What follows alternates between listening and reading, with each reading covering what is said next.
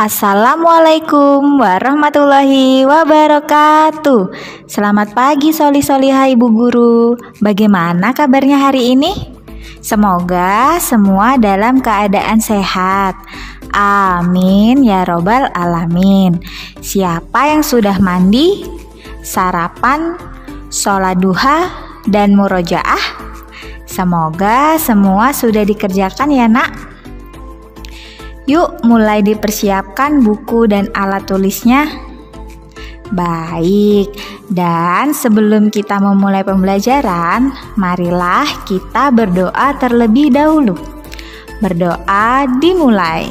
Bismillahirrahmanirrahim. Raditu billahi rabba wa bil islami dina wa bi muhammadin nabiyyan wa rasula rabbi zidni ilma warzuqni fahma amin. Hari ini kita akan belajar tematik 4F dengan 2 muatan mata pelajaran. Mata pelajaran pertama yaitu IPS dengan KD 3.1 sebagai berikut. Dengan materi pembelajaran yang pertama, hubungan antara kondisi lingkungan dengan kegiatan pemanfaatan sumber daya alam. Yang kedua, sumber daya alam yang ada di lingkungan dan di daerah sekitar. Dan yang terakhir, barang tambang yang ada di Indonesia. Diharapkan setelah pembelajaran selesai, peserta didik mampu menjelaskan hubungan antara kondisi lingkungan dengan pemanfaatan sumber daya alam, mengidentifikasi sumber daya alam di lingkungan sekitar, dan menjelaskan barang tambang di Indonesia. Mata pelajaran kedua yang akan dibahas yaitu PPKN dengan KD 3.3 sebagai berikut. Dengan materi pembelajaran, manfaat keragaman kegiatan masyarakat, keragaman suku dan bangsa di lingkungan sekitar, dan keragaman agama di Indonesia. Diharapkan setelah pembelajaran selesai, peserta didik mampu menjelaskan manfaat keragaman kegiatan dalam masyarakat, dapat menjelaskan keragaman suku dan bangsa di lingkungan sekitar, serta menyebutkan keragaman agama yang ada di Indonesia. Hubungan antara kondisi lingkungan dengan pemanfaatan sumber daya alam. Tahukah Soli dan Solihah, Indonesia merupakan negara yang memiliki kekayaan sumber daya alam yang melimpah. Sumber daya alam tersebut tersebar di berbagai wilayah di Indonesia. Ketersediaan sumber daya alam di suatu daerah dipengaruhi oleh keadaan atau kenampakan alamnya. Kenampakan alam yang ada di Indonesia sangat beragam. Keragaman Indonesia mempengaruhi kegiatan ekonomi atau mata pencaharian masyarakat di daerah tersebut. Misalnya, warga yang tinggal di daerah pantai biasanya berprofesi sebagai nelayan. Lalu, masyarakat yang tinggal di pegunungan biasanya melakukan kegiatan seperti perkebunan. Kegiatan pemanfaatan sumber daya alam dapat dikelompokkan menjadi beberapa jenis usaha. Yang pertama, usaha agraris, yaitu usaha yang berkaitan dengan pengelolaan tanah atau air, seperti kegiatan pertanian, perkebunan, perikanan, dan kehutanan. Yang kedua, usaha ekstraktif, yaitu usaha yang mengolah penggalian, mengambil dan mengumpulkan kekayaan alam yang sudah tersedia, seperti usaha pertambangan atau pembuatan garam. Yang ketiga, usaha industri, yaitu usaha yang mengolah bahan mentah menjadi barang siap dikonsumsi. Bahan mentah ini berasal dari alam. Dan yang terakhir, usaha jasa seperti jasa angkutan, pergudangan, dan keuangan. Pemanfaatan sumber daya alam. Yang pertama, bidang pertanian. Dalam kegiatan pertanian, terjadi usaha pemanfaatan sumber daya alam berupa tanah, air, bibit tanaman, dan iklim. Aktivitas pertanian dilakukan dengan dua pola, yaitu pertanian lahan basah dan pertanian lahan kering. Pertanian lahan basah atau biasa disebut dengan pertanian sawah dikembangkan di daerah dataran rendah. Sedangkan pertanian lahan kering atau biasa disebut dengan pertanian ladang dikembangkan di daerah di dataran tinggi. 2. Bidang perikanan. Perikanan merupakan salah satu kegiatan pemanfaatan sumber daya perairan. Kegiatan perikanan meliputi penangkapan, pemeliharaan, dan pembudidayaan ikan. Kegiatan ini umumnya dilakukan secara alami dengan cara menangkap ikan dari laut, sungai, dan danau. Yang ketiga, bidang peternakan. Peternakan merupakan kegiatan pemeliharaan dan pembiakan hewan ternak untuk diambil hasilnya. Peternakan yang banyak diusahakan di Indonesia berupa peternakan sapi, ayam, itik, burung puyuh, dan kerbau. Sedangkan hasil kegiatan peternakan dapat berupa susu, daging, telur, kulit, dan bulu. Selanjutnya, yang keempat yaitu bidang pertambangan. Pertambangan merupakan kegiatan pemanfaatan sumber daya alam dengan memanfaatkan bahan tambang. Contohnya, logam, batu bara, minyak bumi, dan gas alam. Pemanfaatan sumber daya alam yang terakhir yaitu bidang perkebunan. Perkebunan adalah usaha budidaya tanaman musiman atau tahunan dengan lahan yang relatif luas. Wilayah perkebunan mencakup dataran rendah hingga dataran tinggi. Perkebunan yang dikembangkan di Indonesia yaitu perkebunan teh, karet, kopi, kelapa, coklat, dan kelapa sawit. Nah, jadi itu tadi penjelasan hubungan kondisi lingkungan dan pemanfaatan sumber daya alam. Oke. Selanjutnya, kita akan membahas sumber daya alam yang ada di lingkungan dan daerah sekitar. Indonesia merupakan negara yang kaya akan sumber daya alam. Keragaman sumber daya alam juga dapat diambil manfaatnya. Sumber daya alam dapat menjadi kekuatan bangsa Indonesia dalam mensejahterakan rakyatnya. Sumber daya alam antara lain berupa tanah, air, tumbuhan, hewan, tambang, dan masih banyak lagi. Sumber daya alam terbagi atas sumber daya alam yang dapat diperbarui dan sumber daya alam yang tidak dapat diperbarui. Sekarang, coba kalian buka buku tematik 4F halaman 59. Di situ terdapat teks keragaman daerah Sumatera. Seperti yang kita tahu, daerah Sumatera merupakan salah satu pulau terbesar di dunia. Potensi sumber daya alam di Sumatera tergolong sangat banyak.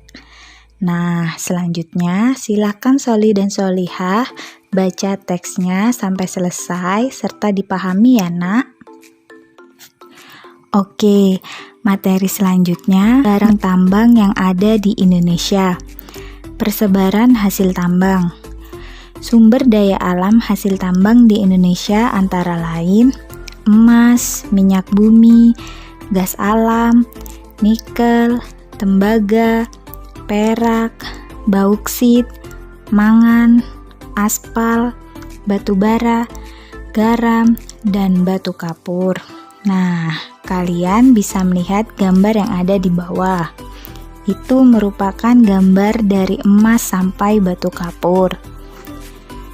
Sumber daya alam hasil tambang memiliki berbagai manfaat, antara lain sebagai bahan dasar bangunan, bahan bakar kendaraan bermotor, mobil, dan bahan pembuatan perhiasan. Perhatikan peta hasil pertambangan di Indonesia. Persebaran hasil tambang Indonesia tersebar dari Pulau Sumatera hingga Papua. Kalian bisa melihat di bagian yang Ibu tunjuk. Itu merupakan arti simbol yang ada di peta. Oke, kita mulai dari Melaboh, yang simbolnya seperti balok berwarna emas. Di Melaboh berarti menunjukkan daerah penghasil emas. Kita lihat simbol yang seperti itu memiliki arti penghasil emas. Kemudian di daerah Aron, menunjukkan simbol gas alam. Jadi, di daerah Aron merupakan daerah penghasil gas alam. Ada pula di daerah Dumai. Kita bisa lihat simbolnya. Berarti di Dumai merupakan daerah penghasil minyak bumi dan begitu seterusnya. Sampai Pulau Papua. Kalian bisa lihat peta hasil tambang di Indonesia pada buku tematik 4F halaman 101. Oke, sampai di sini. Apakah Soli dan Solihah sudah paham dengan materi IPS hari ini? Kalau sudah, selanjutnya kita bahas materi pelajaran PPKN. Sekarang, ayo dibuka bukunya halaman 17. Kebutuhan manusia sangat beragam. Oleh karena itu, manusia melakukan berbagai kegiatan untuk memenuhi beragam kebutuhan. Kegiatan pemenuhan kebutuhan tersebut disebut mata pencarian.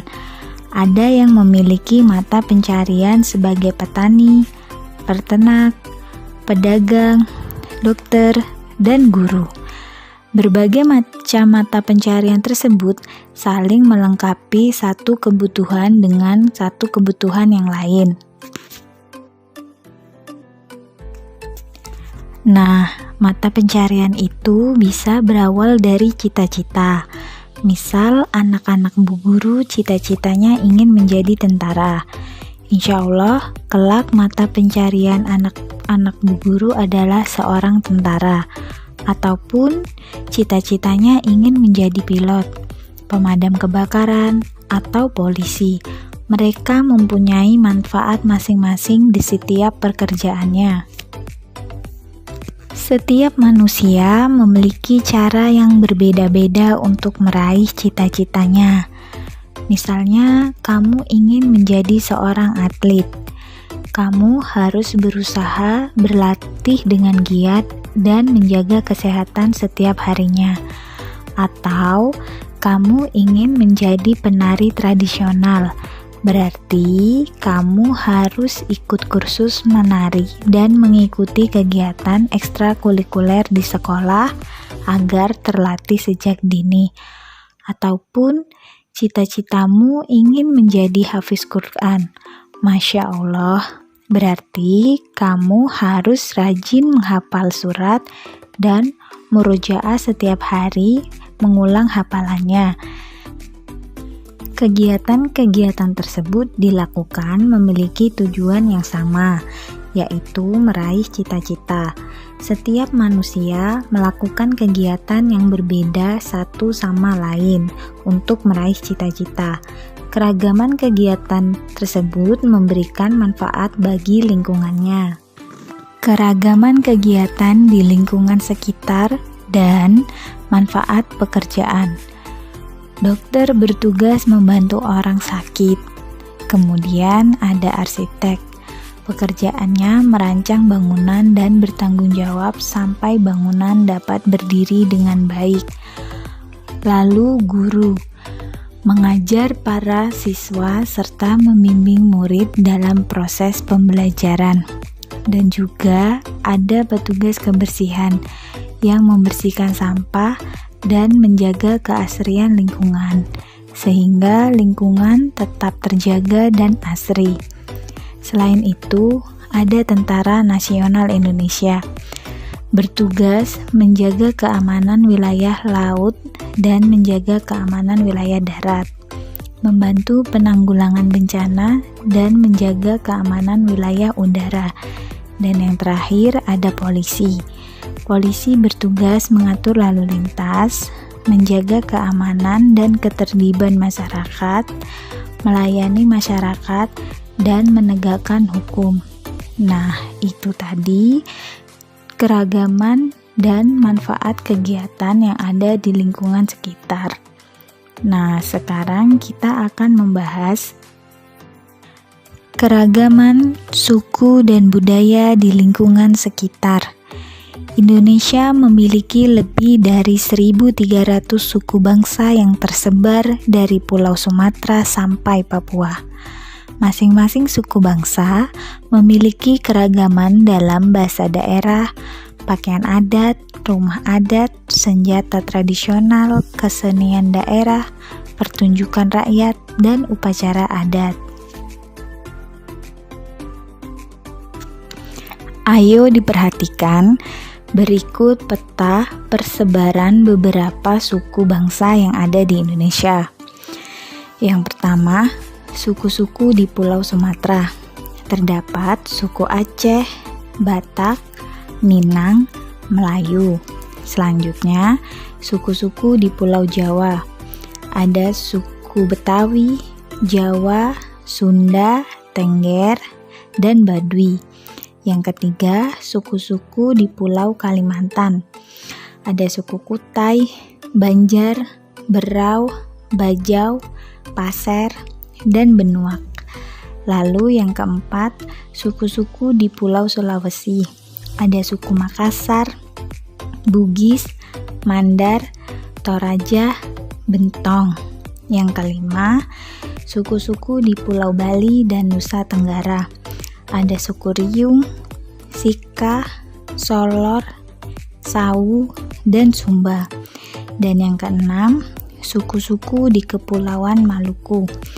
Ada suku Mahba, Mangde, Manipa, Sawai, dan Waloyi. Yang terakhir, suku-suku di Pulau Papua. Ada suku Amungme, Arfak, Asmat, Bauzi, Dani, dan Kombay. Nah, itu tadi hanya beberapa contoh suku-suku yang ada di Indonesia. Berikut ini merupakan contoh keragaman suku bangsa dan budaya di Indonesia, yaitu suku Sunda. Suku Sunda berada di Jawa Barat. Bahasa daerah, bahasa Sunda. Senjata khasnya yaitu kujang. Makanan khasnya surabi, peyem. Upacara adat Sunda adalah Serentahun. Untuk keseniannya yaitu tari jaipong, angklung, dan pertunjukan daerahnya ada wayang golek dan singa Depok. Nah, untuk yang ibu sebutkan tadi, kalian bisa lihat pada gambar tersebut. Oke, selanjutnya kita akan membahas keragaman agama di Indonesia. Di Indonesia ada 6 agama yang diakui. Yang pertama ialah agama Islam. Agama Islam tempat ibadahnya di masjid, kitab suci Al-Quran, dan hari besarnya Idul Fitri dan Idul Adha. Yang kedua, agama Protestan. Tempat ibadahnya gereja, kitab suci Injil, hari besar Natal dan kelahiran Isa. Yang ketiga, Katolik. Tempat ibadah gereja katedral, kitab suci Injil, hari besar Natal dan kelahiran Isa. Yang keempat, agama Hindu. Agama Hindu tempat ibadahnya di pura, kitab suci Weda, hari besar Nyepi dan Galungan. Yang kelima, agama Buddha. Tempat ibadah Vihara, kitab suci Tripitaka, hari besar Waisak. Dan yang keenam, agama Konghucu. Tempat ibadahnya di kelenteng. Kitab suci Wujing Sishu. Hari besar Imlek. Oke, Soli dan Soliha, bagaimana dengan materi kita pada hari ini? Apakah mudah dimengerti? Ibu berharap semoga semua sudah mengerti materi pada hari ini ya nak. Oke, sekarang Ibu akan sampaikan kesimpulan pembelajaran IPS pada hari ini. Kesimpulan yang pertama, kenampakan alam Indonesia begitu beragam. Ada wilayah dataran tinggi, dataran rendah, dan pantai. Oleh karena itu, jenis sumber daya alam di suatu daerah berbeda dengan daerah lain. Yang kedua, ada banyak sumber daya alam di beberapa daerah yang dapat kita ambil manfaatnya. Dan yang ketiga, ada beragam sumber daya alam tambang, antara lain minyak bumi, gas alam, perak, dan nikel. Sumber daya alam tambang tersebut tersebar di beberapa wilayah di Indonesia. Dan untuk kesimpulan pembelajaran PPKN pada hari ini, yang pertama, ada beragam kegiatan atau profesi yang manusia lakukan untuk memenuhi beragam kebutuhan hidupnya. Yang kedua, Indonesia adalah negara yang majemuk, terdiri dari berbagai suku, bangsa, budaya, agama, dan sosial. Dan yang terakhir, ada 6 agama yang dianut di Indonesia dan saling bertoleransi. Nah, sekarang Ibu ada pertanyaan penting untuk Soli dan Soliha semua. Pertanyaannya, pada menit keberapakah Bu Guru menjelaskan tentang persebaran hasil tambang? Dan pada menit keberapa Bu Guru menjelaskan tentang budaya suku Sunda? Ayo coba dijawab. Jawabnya di buku tulis kalian ya nak. Dan untuk tugas hari ini adalah, untuk tugas yang pertama ada di buku tematik 4F halaman 97 yang dikerjakan nomor 1 dan 2. Dan untuk tugas yang kedua ada di buku tematik 4F halaman 103 yang dikerjakan nomor 2, 3, dan 4. Silakan Solih dan Soliha mengerjakan di buku latihan kalian. Dan untuk waktu pengumpulannya paling lambat Ibu Guru tunggu sampai pukul 5 sore. Alhamdulillahirrabbilalamin, pembelajaran kita hari ini telah selesai Soli dan Soliha. Semoga pembelajaran hari ini dapat bermanfaat dan menambah ilmu kita semua. Semangat terus ya nak belajarnya. Kalau begitu, Ibu akhiri pembelajaran kita hari ini dengan mengucapkan wassalamualaikum warahmatullahi wabarakatuh.